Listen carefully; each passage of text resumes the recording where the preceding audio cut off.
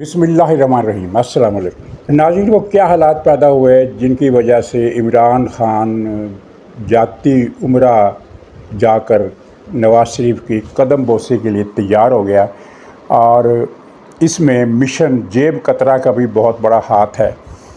इस पर हम बात करेंगे। और फिर गंडापुर और पीपल्स पार्टी से ताल्लुक़ रखने वाले गवर्नर फैसल करीम कुंडी के दरमियान जो जंग छिड़ी है वो अपनी जगह बहुत मज़ेदार है, लेकिन उस पर कुछ तबसरों के साथ कुछ ख़बरें भी हैं कि गंडापुर साहब को दरअसल टास्क क्या दिया गया है, और वो उनसे जो हमारे पिंडी वाले अहबाब हैं वो क्यों इतना खुश है। ये कुछ बड़े दिलचस्प इंकशाफात हैं।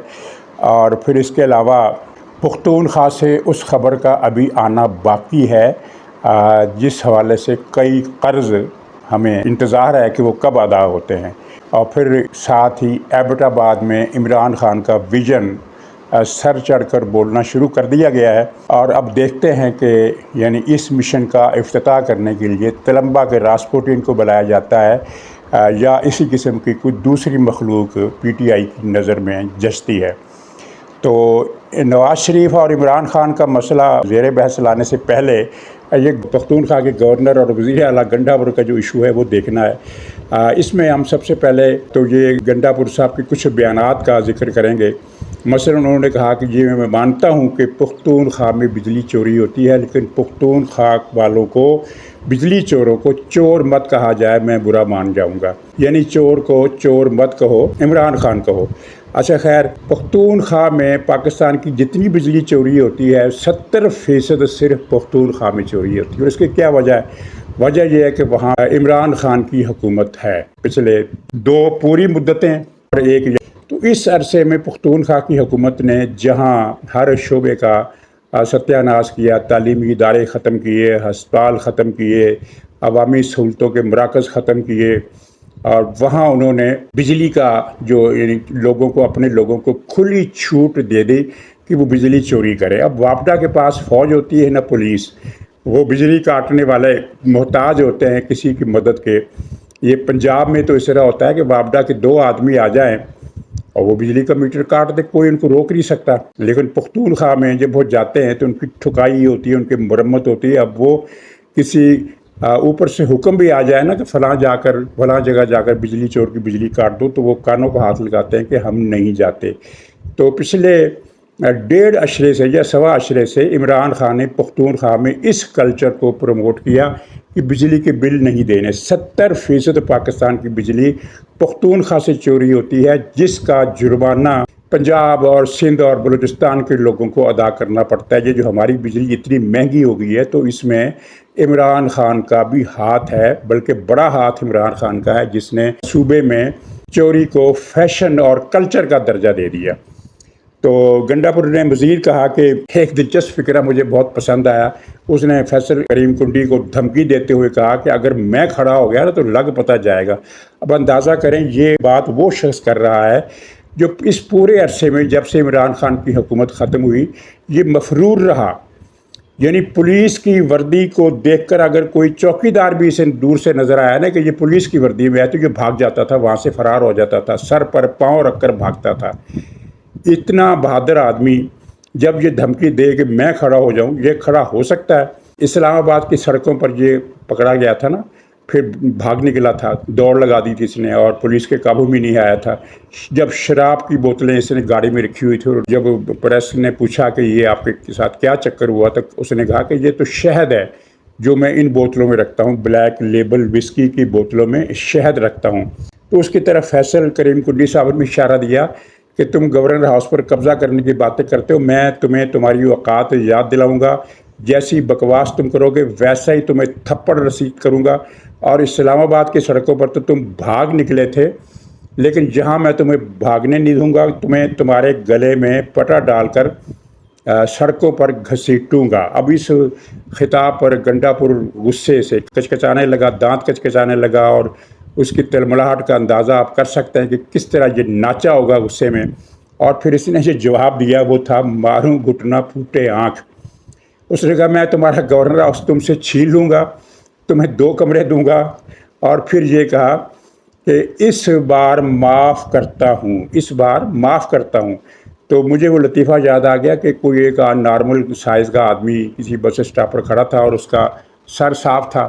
تو ظاہر ہے یہ بری بات ہے، لیکن کئی لوگوں کو کھجلی ہوتی ہے، پھر وہ گدگدی ہوتی ہے تلبوں میں، ہاتھ کی تلیوں میں، تو وہ چپت مارے بغیر نہیں رہ سکتے۔ تو اس نے اس کے پیچھے ایک لہیم شلیم ہٹا کٹا موٹا تازہ آدمی کھڑا تھا، اس کو شرارت سوجی نہیں، اس نے اس کے سر پر ایک چپت پہ رسید کر دی۔ وہ آدمی غصے سے مڑا اور اس کا موڈ یہ تھا کہ جیسے وہ کچا ہی چبا جائے گا جس نے یہ چپت ماری ہے۔ لیکن جب وہ پیچھے مڑا تو دیکھا تو وہ 6.5 فٹ کا ایک آدمی موٹا پہلوان کھڑا ہے، تو اس کا تو وہ کچھ نہیں کر سکتا تھا۔ لیکن اب چونکہ مڑ چکا تھا، اسے کچھ نہ کچھ تو کہنا ہی تھا۔ اس نے ڈبڑ کر کہا، یہ تم نے میرے ساتھ مذاق کیا ہے؟ تو وہ موٹا پہلوان کہنے لگا کہ نہیں، مذاق تو نہیں کیا، میں نے تو پوری سنجیدگی سے تمہیں مارا ہے۔ تو اس آدمی نے کہا کہ اچھا پھر ٹھیک ہے، کیونکہ مجھے مذاق پسند نہیں ہے، مذاق میں برداشت نہیں کرتا۔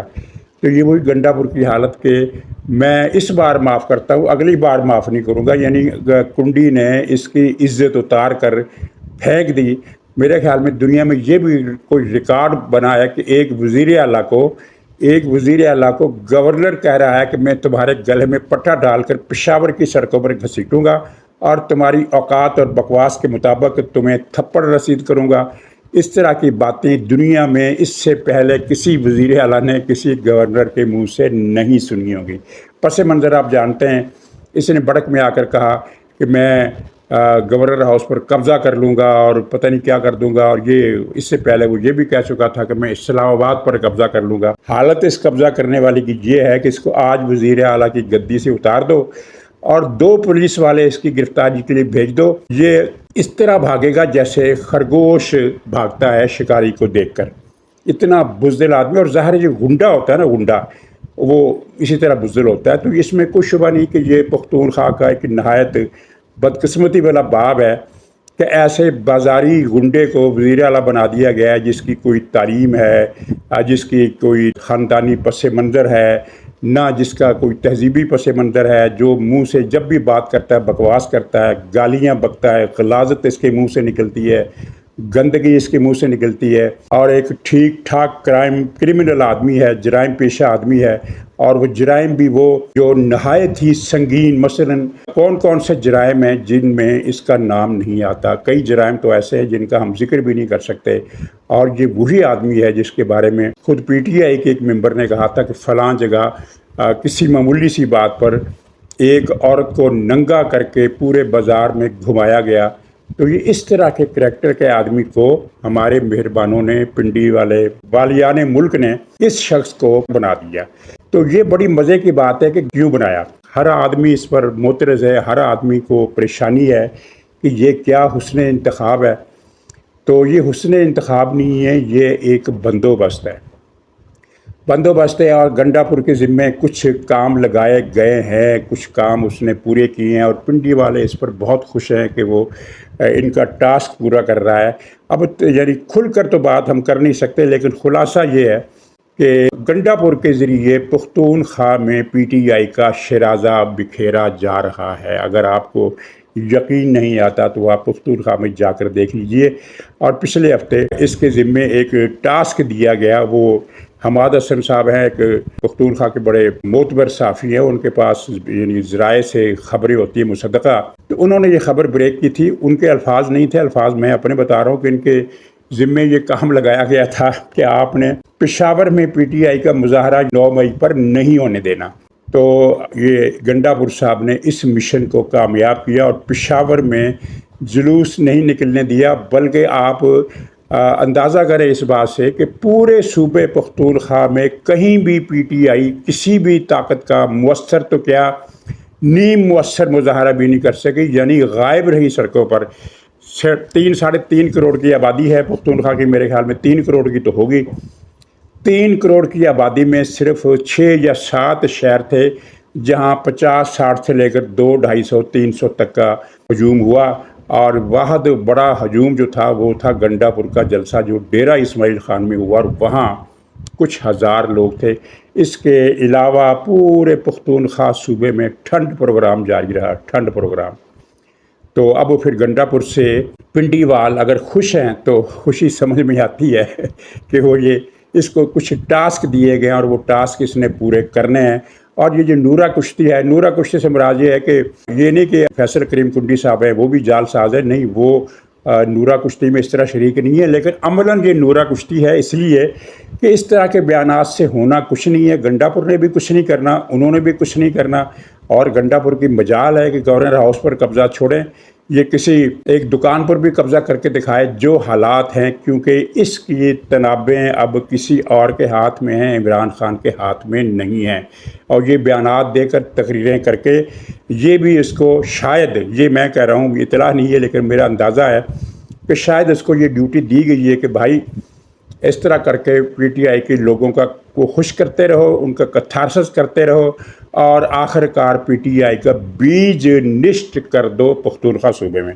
تو ناظرین، اب ایک خبر آپ نے آج سنی کہ پی ٹی آئی کا ایک لیڈر ہے فواد چودھری، وہ جو پولیس کو دیکھ کر، پولیس کی گاڑی کو دیکھ کر جس نے دوڑ لگائی تھی اور ہانپتے ہانپتے پھر گر گیا تھا، تو وہ پی ٹی آئی اس نے کبھی چھوڑی نہیں تھی، پی ٹی آئی میں شامل تھا۔ ایک وقتی طور پر اس نے جہانگیر ترین کے پارٹی میں شمولیت کا اعلان کیا، لیکن اسی شام ہی واضح ہو گیا تھا کہ یہ اس پارٹی میں شامل نہیں ہوگا، یہ پی ٹی آئی کو نہیں چھوڑے گا۔ اور اس نے کل ایک پریس ٹاک کی ہے، اس میں کہا ہے کہ اس وقت مذاکرات کے لیے نواز شریف سے بہتر کوئی شخص موجود نہیں ہے، اور مذاکرات کرنے چاہیے تو ہمیں نواز شریف سے مذاکرات کرنے چاہیے۔ نواز شریف کے اندر جو ہے ڈیفینیٹلی مذاکرات بہتر ہو سکتے ہیں، کیونکہ وہ ظاہر ہے کہ اصل جو سیاست ہے روٹ لے کی وہ تو نواز شریف کے پاس ہے، شہباز شریف کے پاس تو کچھ بھی نہیں ہے نا۔ لیکن جو بھی ہے نواز شریف میرے خیال میں، اور نواز شریف کو کرنی چاہیے۔ نواز شریف پاکستان میں 1985 سے سیاست میں ہے، اور وہی اگر پاکستان کے اندر سیاسی ماحول کو بہتر بنانے کے لیے اگر کردار ادا کر سکتے ہیں تو وہ نواز شریف کر سکتے ہیں۔ شہباز شریف یہ فواد چودھری صاحب وہ ہیں جو نواز شریف صاحب کا ذکر ہمیشہ گالی کے ساتھ کرتے تھے، اور کہا کرتے تھے کہ اس کا جنازہ نکل گیا، اس کے تابوت میں آخری کیل ٹھک گیا، یہ تو ایسا ہے اور یہ تو ویسا ہے، بڑی گندی زبان، اس کو چھوڑے۔ اب یہ چیز ذہن میں رکھیں کہ فواد چودھری کا جو یہ خطاب ہے، پریس ٹاک جو ہے، جس میں اس نے نواز شریف کی تعریفیں کی ہیں، وہ اس کے ذاتی خیالات نہیں ہیں۔ جس طرح اخبار میں کالم چھپتا ہے نا، اس کے نیچے لکھا ہوتا تھا، اب بھی بعض اخبار لکھتے ہیں کہ کالم نگار کے خیالات سے ادارے کا متفق ہونا ضروری نہیں۔ یہ وہ قسم والا خطاب نہیں ہے، یہ وہ خطاب ہے، یہ وہ پریس ٹاک ہے جس کے ساتھ ادارہ حاضہ نہ صرف متفق ہے بلکہ ادارے کی ہدایت پر اس نے یہ بیان جاری کیا، اور ادارے سے مراد عمران خان اور بنی گالا ہے۔ مشن جیب کترا کی ناکامی کے بعد، یہ آج کی بات نہیں ہے، یہ کل کی بات ہے، کل عمران خان نے پھر ایک پالیسی میں شفٹ کیا اور پی ٹی آئی کے لوگوں کو کہا کہ فوج سے مذاکرات ممکن نہیں ہے۔ وہ کیوں ممکن نہیں ہے؟ لمبی چوڑی کہانی ہے، اس کی بہت ساری تفصیلات آپ کے سامنے آ چکی ہے۔ اب تو خیر معاملہ کھل کر آ گیا ہے کہ وہاں سے نہ صرف یہ ہے کہ بات چیت سے انکار ہے، بلکہ وہ تو کہتے ہیں کہ اس طرف کوئی بندہ بھی بھیجا نا تو پھر اس کی خیر نہیں، وہ اس حد تک گرم ہے، اس حد تک مشتعل ہے۔ تو اس کے بعد پھر اس نے مشن جیب کترا شروع کیا، وہ کراچی کا مشہور سب سے بڑا جیب کترا اور خاندانی بدماش گنڈا۔ پہلے وہ گیا منصورہ میں، جس کا ٹاسک تھا کہ جماعت اسلامی کو 6 جماعتی اتحاد میں شامل کروایا جائے، اور 9 مئی کے حوالے سے عمران خان کے بیانیے کی حمایت حاصل کی جائے، کیونکہ اس سے پہلے جو سراج الحق صاحب وزیر تھے، انہوں نے ایک بیان میں یہ اشارہ دیا تھا کہ 9 مئی کے واقعات دراصل فوج نے خود ہی کروائے تھے، عمران خان کا کوئی قصور نہیں ہے، یہ ٹی وی پر بیٹھ کر انہوں نے کہا۔ تو اب یہ نعیم الحق صاحب بھی یہ بیان دے دیں تو اس وقت پی ٹی آئی کی بڑی مدد ہو جائے گی۔ تو 6 جماعتی اتحاد میں تو شمولیت سے جماعت اسلامی نے معذرت کی ہے فی الحال، اور کہا ہے کہ یہ مجلس شورا دیکھے گی، اور یہ جو 9 مئی کا بیانیہ ہے تو اس پر بھی انکار کر دیا گیا ہے۔ یعنی جو 6 جماعتی اتحاد میں شمولیت والا انکار ہے، وہ تو ایک قسم کا معرض التباہ میں ہے کہ شورا کا اجلاس ہوگا، پتہ نہیں وہ کیا فیصلہ کرتی ہے، لیکن 9 مئی کے مسئلے پر عمران خان کی حمایت کرنے سے نعیم الرحمان صاحب نے انکار کیا، اور اس لیے یہ بہت اہم بات ہے کہ ان عام طور پر تاثر یہ ہے کہ نعیم صاحب جو ہیں وہ پی ٹی آئی کے بڑے ہمدرد ہیں، اس ہمدرد ہونے کے تاثر کے باوجود انہوں نے انکار کیا۔ दूसरा मिशन जेब कतरा साहब का इमरान खान ने ये मुतय्यन किया था कि फ़ौजी हुकाम से मिलो और उनसे राब्ते करो और कुछ माफ़ी के लिए, यानी इमरान खान माफ़ी नामा लिख कर भी देने के लिए तैयार था। इस बारे में भी बहुत सी कहानियाँ सामने आ चुकी है।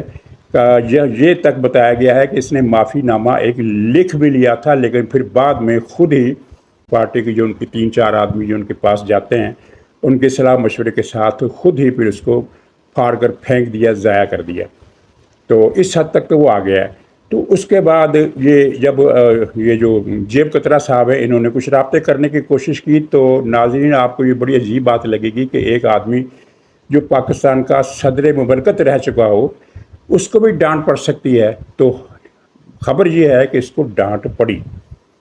सदर के ओहदे पर जो आदमी आ जाए उसका एक स्टेटस बन जाता है, चाहे वो इस जेब कतरे ही का स्टेटस क्यों ना हो, ऐसा आदमी क्यों ना बन जाता है, लेकिन उस स्टेटस की भी परवाह नहीं की गई और उसको दुरुस्त लफ्ज़ों में सरब कर दिया गया और डांट पड़ा दी गई कि ख़बरदार, मफहूम ये था कि ख़बरदार इस तरफ सोचना भी मत, इस तरफ पाँव भी मत रखना, इस तरह की बात की गई।